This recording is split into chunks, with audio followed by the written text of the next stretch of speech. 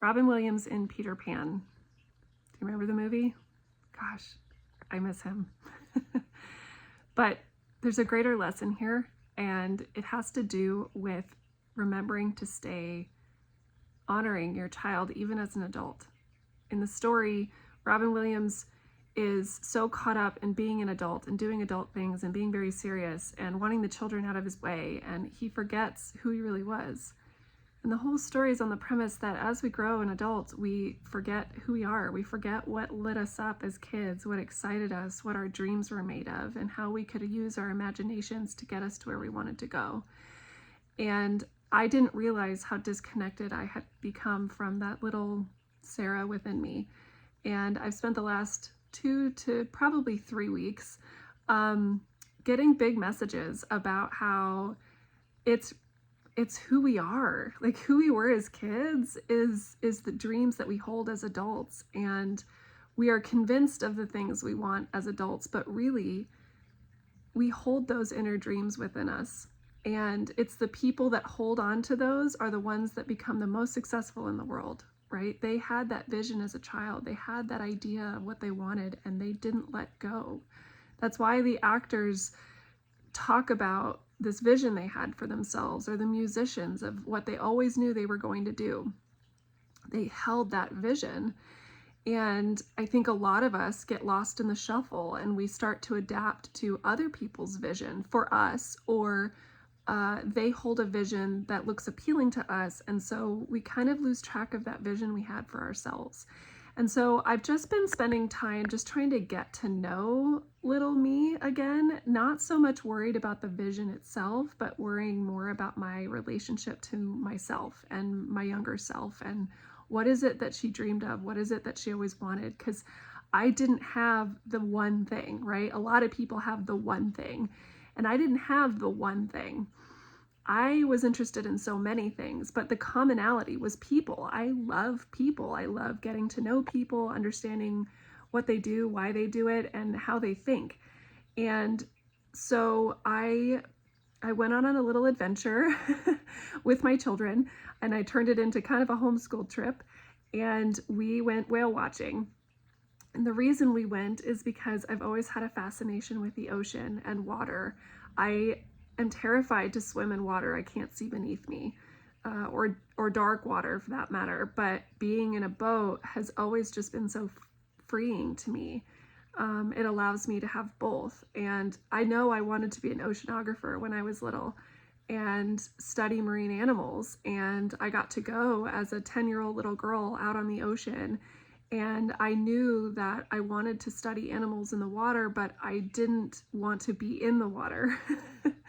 So being able to go to see these whales was really profound, because not only did I get to see them with my own eyes, something that I'd only seen in books and movies, but I was honoring that little part of me that didn't get to have the oceanographer dream that I had when I was little. And to continue that journey, I took my daughters to a Build-A-Bear workshop, and I built myself a teddy bear as a way to acknowledge the innocence that's still within me. And I just immersed myself in the experience and tried to see it through the eyes of little Sarah, through the whole thing, and really engage with my children at their age level. They're 7 and 9 right now, and it's so magical to see the world through their eyes. And oftentimes we wait until Christmas or their birthday to have that experience. And I really did want to honor myself, having just had my birthday and wanting to explore that part of me. So to take it even a step further, we were watching Bluey, our favorite cartoon, and there's an episode called Butlers, and the girls in the show draw their dream house, and they have butlers, and they have butlers in every room, and they all have different jobs to do, and they drew this big dream house. So today I took pieces of paper, and I will show you this in a moment. I took pieces of paper and I drew my dream house, I guess, as little me and also big me. It was a combination of the two. It was a co-creation of little Sarah and big Sarah. And what I was doing was allowing my imagination to take hold, to dream things, and to also ground myself in my adulthood and honoring who I am now and who I've become. And so it was kind of a beautiful blend of both. Now, there's not a lot of detail. I can definitely go back, and I actually might just do this exercise again. I took computer paper and taped it together, but I'm going to go to the art store and get a bigger notebook so that I can do this again with a little bit more detail and vision. But just allowed myself to play with colors and ideas and memories and things that, you know, could just lighten the mood so that I'm not so serious all the time. And just by building this relationship again with my inner self, my inner child, I'm coming more in contact with the dreams I hold for myself and the vision. My life is not over. My life is not even half over, and I have time, and I have resources, and I have people, and I have the ability to make whatever dream I have come true. Can I still become an oceanographer? Absolutely, I can, and that might be the dream. But right now I'm focusing more on just getting to know the little me again and not being afraid to express myself and to be silly and to play and to not take this so seriously all the time, because there's enough of that going on in the world. There's enough seriousness and sadness going on that we need just a little bit of joy. And if I can give that to myself, then I'm going to do that. So here is sort of a, I'm going to try to flip the camera really quickly so you can see, but here's sort of a drawing of what I had done for my dream house here. So feel free to laugh.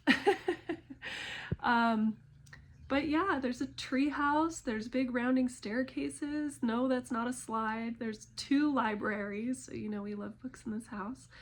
And of course, rooms for my girls. And of course, I'm surrounded by trees and plants and having big windows. And so again, like, it's not so much about being Peter Pan as it is just connecting to the Peter Pan within me and allowing that to show me what comes next, and putting a little bit of fun and joy in my everyday purpose and what I'm doing with my life. And I hope that by sharing all of this with you, you can see this as a way to give yourself permission to do the same, to connect back to yourself and the dreams you once held, and not necessarily to make those dreams reality, but to honor the part of you that does dream, to honor the part of you that does have a vision, even if you don't know what that vision is yet, if it's not totally clear. Okay, I hope this is helpful, and I hope you have a wonderful rest of your day.